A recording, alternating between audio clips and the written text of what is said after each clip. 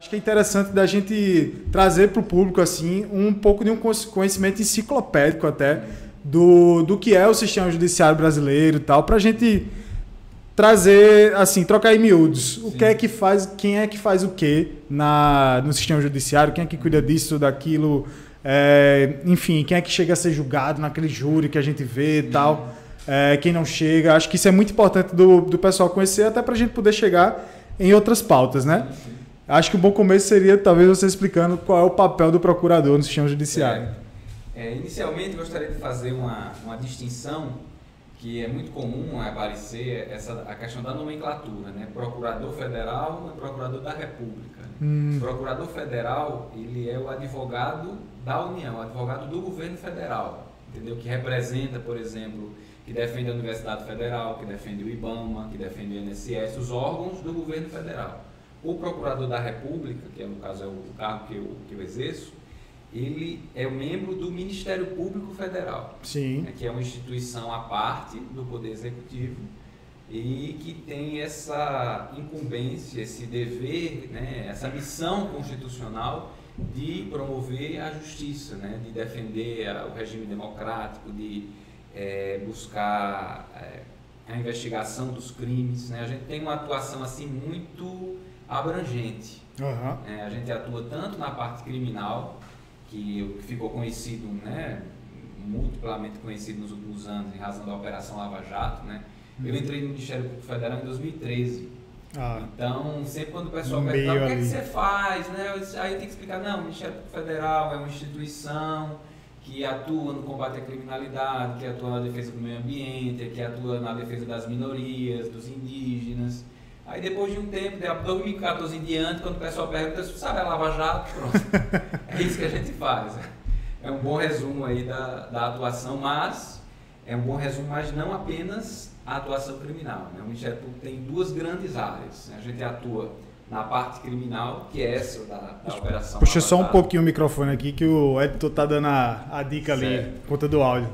Tem a atuação criminal, né, que é essa que pode ser resumida pela Operação Lava Jato, que assim, desde 2014 até 2018, 2019, era quase todo dia na mídia, né? Operação sei lá quanto. Isso. E tem a atuação que a gente chama de tutela coletiva, que aí a gente atua, por exemplo, está faltando medicamentos, né? A gente vai procurar, faz uma reunião com o secretário de saúde para saber o que é que está faltando de medicação, né? Agora nessa questão da pandemia de Covid, né, a gente atua também para acompanhar os critérios de vacinação, se ninguém está furando fila da vacinação, se está chegando dose, se não está chegando, como é que está sendo a distribuição das doses. Então, tudo que for de interesse coletivo da sociedade, para fins de redução de desigualdades sociais, né, de promoção da justiça e respeito aos direitos dos cidadãos, a gente atua. Então, uma atuação específica, né, que a gente está vivendo agora é essa questão do acompanhamento da vacinação, né, a questão de furar fila, né, a questão da distribuição das vacinas, se essa distribuição está ocorrendo de forma correta, né, em todos os municípios do estado, se algum grupo foi enquadrado como prioritário sem dever ser prioritário. Então, toda essa discussão a gente faz junto com os órgãos de saúde. A gente tem, por exemplo, uma outra atuação também nesse âmbito, aí, nesse guarda-chuva da tutela coletiva dos refugiados, né, as minorias. Né? Então, por exemplo, Venezuela passa por uma crise humanitária em razão dos problemas sociais que estão vivendo. Tem muitos venezuelanos que estão migrando para o Brasil, entram ali pelo norte, via Pacaraima, vão até Boa Vista, de Boa Vista eles são distribuídos para todo o país, para serem acolhidos. Então, na Paraíba nós tem um grupo de venezuelanos. No Conde, né? Tem uma casa de acolhida. Tem uma casa de acolhimento em Campina Grande também. Sim. Então, a gente faz esse acompanhamento da situação deles para verificar se a questão dos direitos de saúde, né, de acompanhamento de saúde está sendo correto, se eles receberam a documentação, né, para fins de poder exercer sua cidadania, porque sem documentos você não consegue ter acesso aos serviços básicos, né? Então a gente tem o Ministério Público enquanto instituição tem essas duas grandes áreas de atuação, a atuação criminal e a atuação na tutela coletiva. Dá para dizer então que o procurador é meio que um delegado assim da República, por exemplo?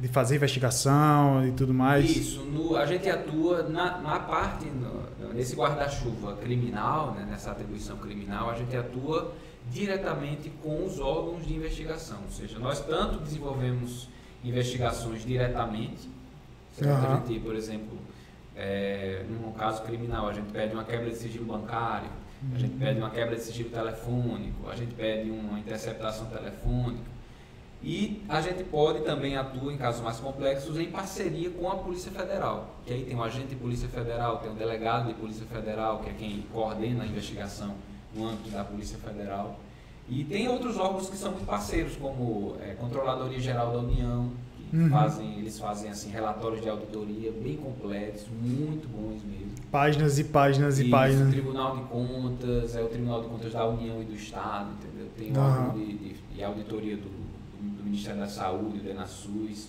Tem vários órgãos que são parceiros. Existe até uma rede que foi criada, inclusive aqui na Paraíba, alguns anos atrás, que é chamada FOCO, que é Fórum de Combate à Corrupção. E aí, nesse fórum permanente, participam todos esses atores, né, e criam iniciativas de prevenção, né, de medidas, criação de mecanismos de controle interno, entendeu? Ou seja, mobilizar a própria prefeitura para ter mecanismos de controle interno para coibir malfeitos, né? Então, bacana. A gente atua, o que eu tenho visto assim na minha pouca experiência na área é que quanto mais órgãos atuando em conjunto, melhor. Então, os resultados são muito melhores. Quando a gente faz uma operação, né, que aparece na mídia, né, a operação nada mais é do que a fase ostensiva de uma investigação. Que é a hora de ir para a rua e... Isso, porque a investigação começa quando, por exemplo, a gente recebe uma denúncia, está tendo desvio de recurso em tal lugar, está tendo tráfico de drogas em tal situação. Essa informação chega na polícia, chega no Ministério Público, instaura-se um procedimento e a partir daí começam-se a realizar diligências normalmente sigilosas, né? Levantamento de dados em fontes abertas, a gente tem fontes fechadas também, ou seja, temos portais de investigação que a gente tem acesso a intranet, né? Isso, a intranet. E aí a gente começa a fazer essas diligências, certo? Busca informações em fontes abertas, faz diligências de campo para verificar se aquele fato é verdadeiro ou não. E a partir daí a gente, quando os casos são mais complexos, aí a gente pede medidas cautelares ao judiciário. Porque, por exemplo, a gente não pode ir a uma residência sem ter uma ordem judicial para fazer uma busca e apreensão naquele local, para apreender computador, celular, para fazer uma prisão. Então a gente, quando chega naquela fase, foi deflagrada uma operação, como teve essa semana, né, no caso de Bitcoin lá no Rio de Janeiro. Sim, mas encontraram 20 milhões na casa do cara e tal. Dinheiro, carro. Quando chega nessa fase, a investigação já estava correndo muito tempo antes, entendeu? As provas já estavam sendo reunidas muito tempo antes para poder levar ao juiz e mostrar, olha só aqui, há indícios de que esse cidadão aqui está enganando as pessoas, está prometendo, ele prometia 10% ao mês. 10% ao mês, recebia o dinheiro e aquele dinheiro, o que ele fazia? Ele fazia lavagem de dinheiro, né? Pegava o dinheiro, levava para São Paulo, depositava em contas no exterior, comprava carros de luxo, casas, enfim. O cara tava com euro, dólar, tudo dentro de casa, assim, meu amigo, eu vi. Exatamente. Então, foi quando chega nessa fase é porque assim, os órgãos de investigação, o Ministério Público, Polícia, já recolheram muitas provas para conseguir um mandado de busca, entendeu? Para conseguir um mandado de prisão.